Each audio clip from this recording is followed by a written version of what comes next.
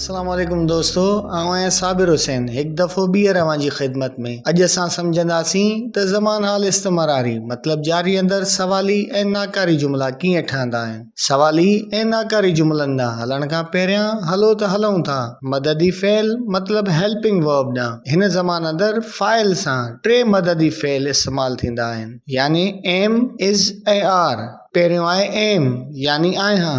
ही मददी fail first person singular यानी वाहिद मुतकलिम सां ईंदो, जेको मुतकलिम पाण सां मुंसलिक हुजे ऐं अकेलो हुजे, यानी आहे सां इस्तेमाल थींदो। ॿियो आहे इज़ यानी आहे।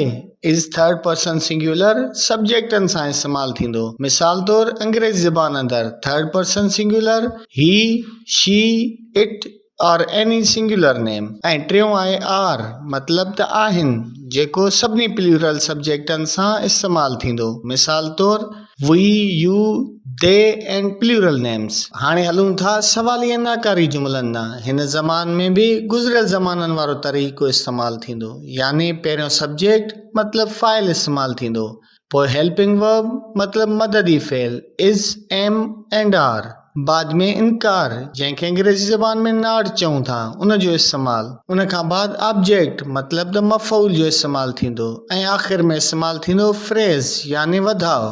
मिसाल तौर मां मानी न खाई रहियो आहियां मतलब त मां मानी खाई रहण खां इनकार थो कयां। अंग्रेज़ी ज़बान अंदर आई एम नॉट ईटिंग मील।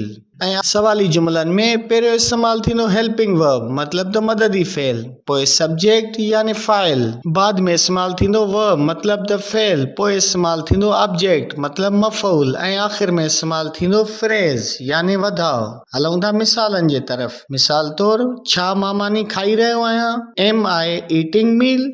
असां गुज़िरियल वीडियोज़ में अवां खे सवाली ऐं नाकारी जुमलनि बाबति काफ़ी डिटेल ॾिनी आहे। असांजी नई वीडियो ज़मान माज़ी इस्तिमरारी यानी जारी मुतलिक हूंदी। तेसीं ताईं असांजे चैनल खे सब्सक्राइब करे रखो ऐं बेल आइकन खे क्लिक कयो त जीअं असांजा नवां वीडियोज़ अवां ताईं पहुचंदा रहनि। Thank U.